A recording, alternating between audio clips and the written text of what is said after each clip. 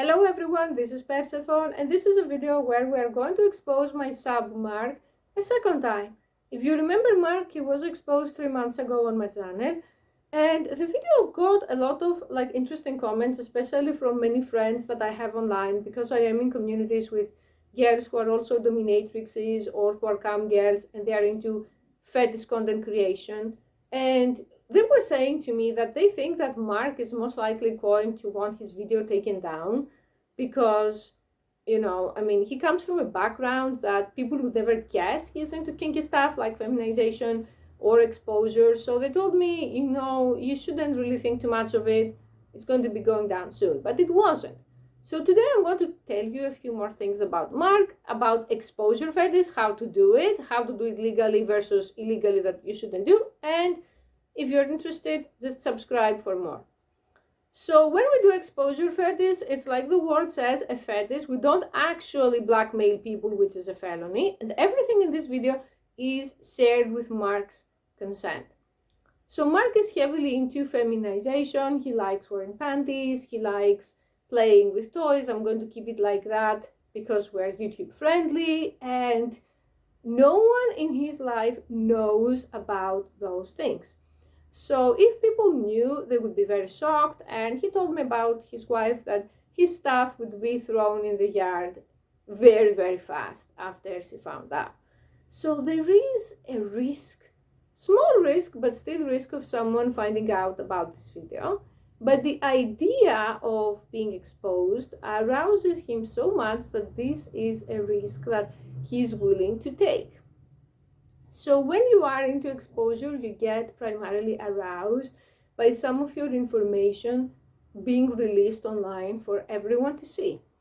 And there are many women who also find that process playful and arousing. And like I said, when I show the video to them, they say that, wow, you should really use harsher and harsher punishment methods and keep him on check.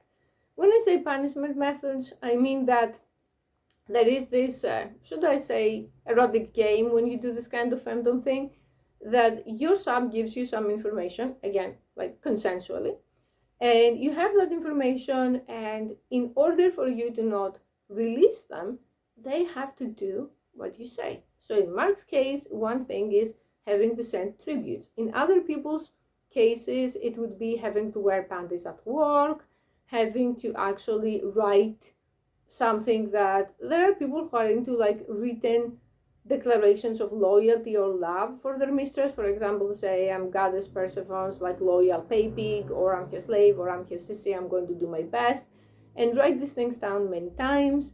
Or it could actually be sharing them with other people and expanding the days of the exposure.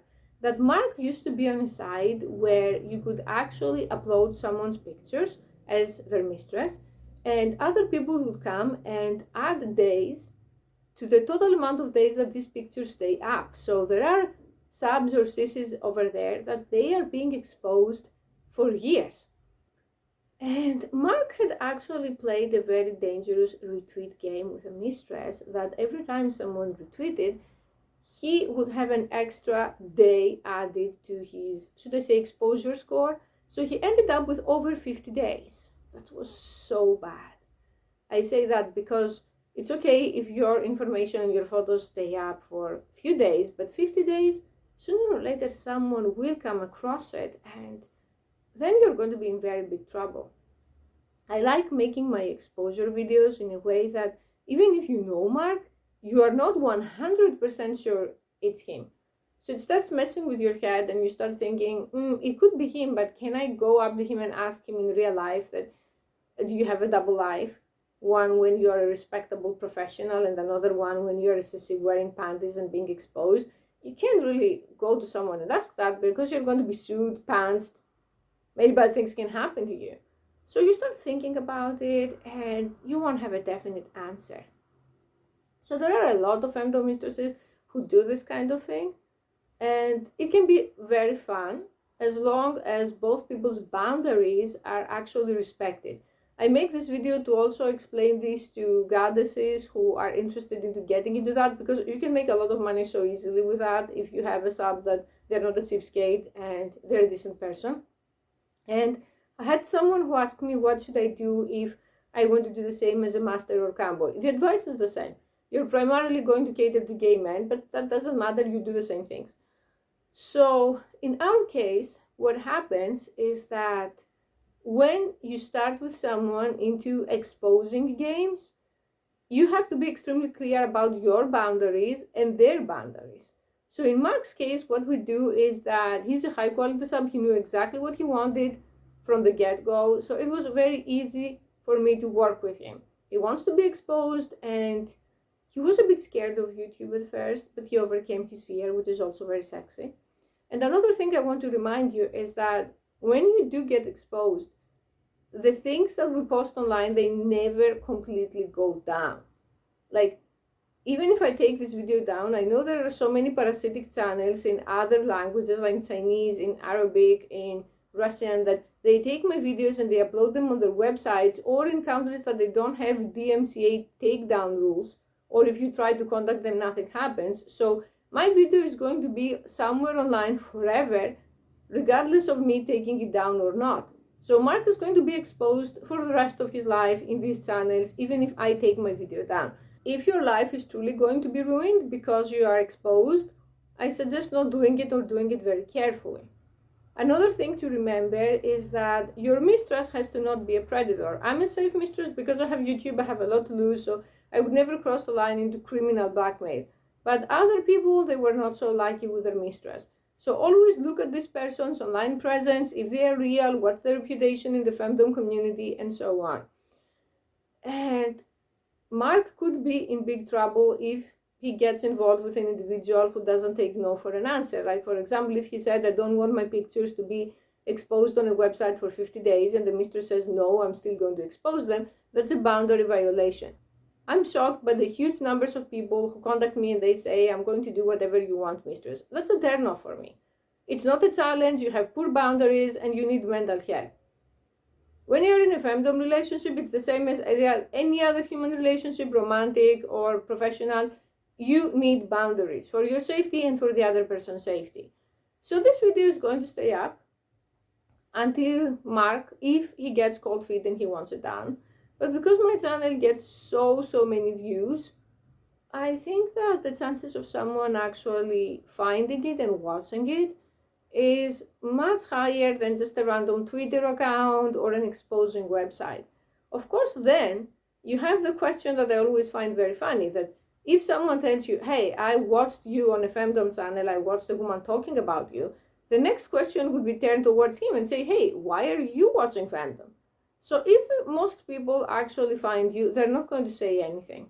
Unless they're so, ruthless or so kinky themselves or sociopathic that they're going to say, well, I'm going to make good use of that information against you to actually make you do anything I want in real life. But this is a very dark scenario that I don't want to think about, Mark.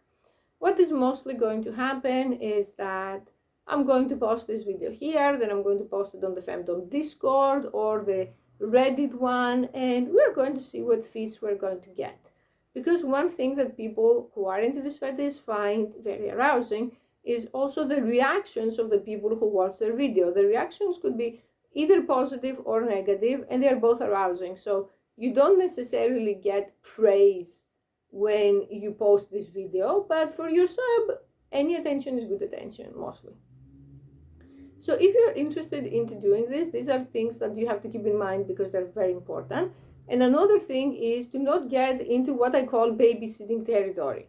One of the reasons that I do exposure now extremely selectively, and you won't see it much on my channel, it's because I was coming across individuals that they would be changing their minds every, a few hours, and they would say, please expose me on Twitter, please don't expose me, please take it down, I changed my mind. And if you don't respond because, you have a life, you're eating, you're sleeping, you're doing something else, they freak out, and then they're like, oh my God, mistress, you don't care about me, and they cause drama. I don't do that. You have to be certain as much as possible about what you're into and how much you're willing to put out there to be exposed. Personally, I'm kind of like more of the slow burner mistress. I like to start slow and escalate, not only for safety, but because It's more fun this way. If we post you naked or wearing a dress out there the first day, then what are we going to post afterwards? I mean, we already did everything. So I would start with something very mild, like a person being dressed or a person wearing panties, and then progressively your exposure pictures would get more and more bold.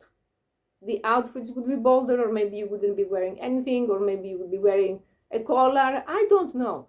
But it's going to be something that happens in steps. So I'm also not into instant gratification things. That's my preference. I believe my preference matters if I'm going to do it, and your preference also matters. So take things one step at a time, carefully, and enjoy the process, and let other people enjoy the process, because I think that Mark is going to become addicted to this kind of exposure. So you may see more videos like that in the future. And last but not least, exposure is pricing. If you want to discuss the prices, we're going to talk on OnlyFans. I don't expose people for free, because believe it or not, I came across clueless men who said, can you mention me on your channel? Why should I do that? You're a nobody. What am I going to gain from doing that? Is my channel something that gives a shout out to your mom and your mom's dog and your mom's dog's uncle?